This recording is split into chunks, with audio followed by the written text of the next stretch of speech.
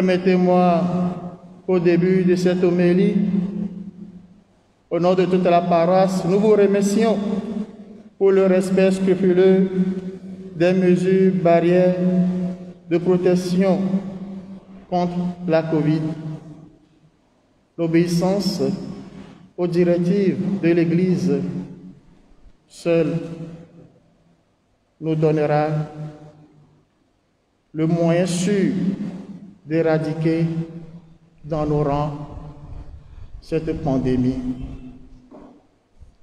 Chers pères administrateurs chargés de la catéchèse Saint-Nicolas, chers catéchumènes, catéchistes, frères et sœurs, parents, chers paroissiens, vous qui nous suivez sur la page Facebook de la cathédrale, chères sœurs, loué soit Jésus-Christ.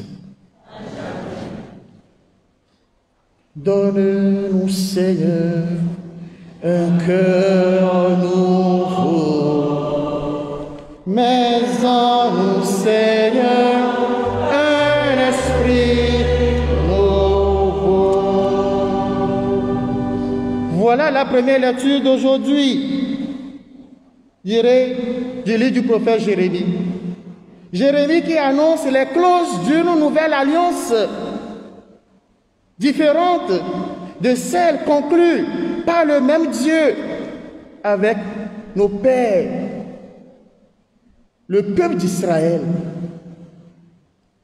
J'aime employer pour signifier ou bien pour indiquer la relation qui lie les êtres vivants à leur Dieu, j'aime employer le terme de créer et créateur pour que l'homme arrive à voir la dichotomie qu'il y a dans cette relation, pour que l'homme arrive à comprendre que c'est Dieu qui nous élève et c'est Dieu qui premièrement nous a aimés dans cette relation de créateur et de créé. Nous n'avons rien à offrir à Dieu, chers frères et sœurs, si ce n'est ce que lui-même nous donne. Ce n'est pas une relation de donnant-donnant.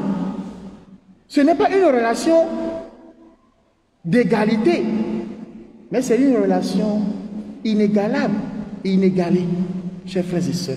Et c'est lui qui nous élève à conclure une alliance, à nouer une alliance avec nous.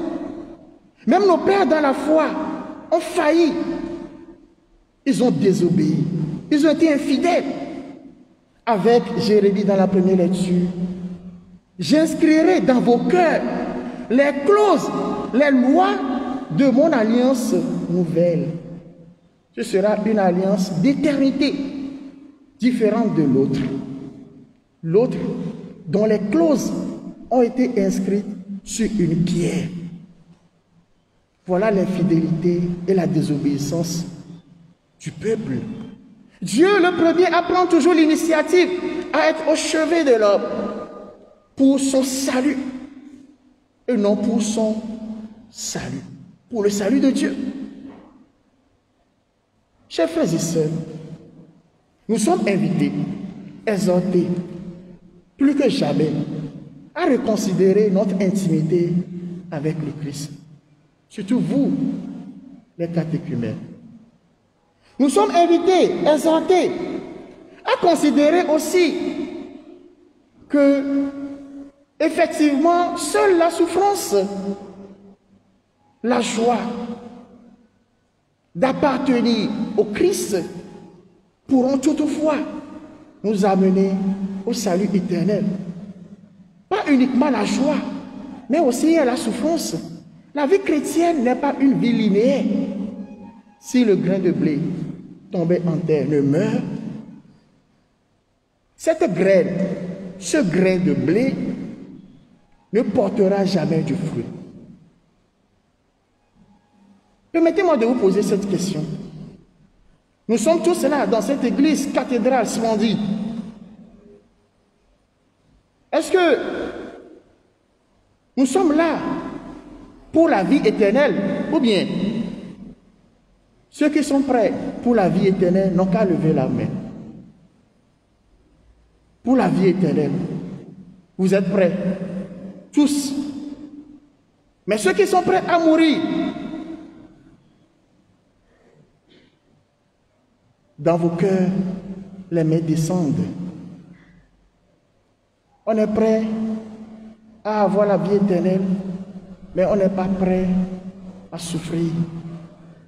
Qui ne risque rien n'a rien. La souffrance de Jésus, chers frères et sœurs, est différente de notre souffrance. Pourquoi je dis cela?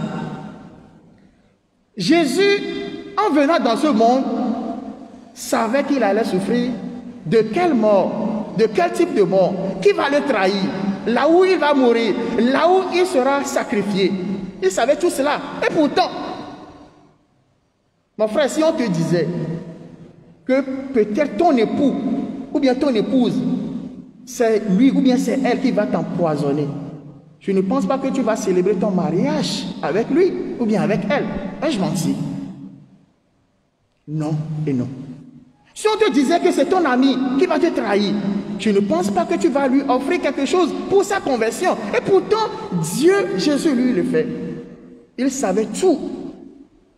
Voilà des fois des bribes de réflexion qui me reviennent sur la passion, sur la souffrance. À 15 jours de Pâques, le texte, notre mère et notre église, mère et experte en humanité, nous présente déjà cela. Jésus qui sait de quel type de mort, de quelle trahison, de quelle souffrance. Oh, ce Jésus. Et pourtant, il passe en faisant le bien. Il continue par guérir. Il continue par ressusciter Lazare. Il continue par convertir. La conversion. Chers frères et sœurs, cela doit nous interpeller à inculquer dans nos mentalités que vraiment la souffrance existe. Le grain de blé doit nécessairement tomber en terre, doit mourir afin de porter du fruit. Que personne ne nous enlève cette mentalité. Moi, je souffre trop. Pourquoi est-ce qu'un chrétien doit souffrir autant? Pourquoi est-ce que Dieu m'a abandonné? Pourquoi est-ce que Dieu est si silencieux? Jamais, jamais de la vie. Il a tracé le chemin. À nous de le suivre. Amen.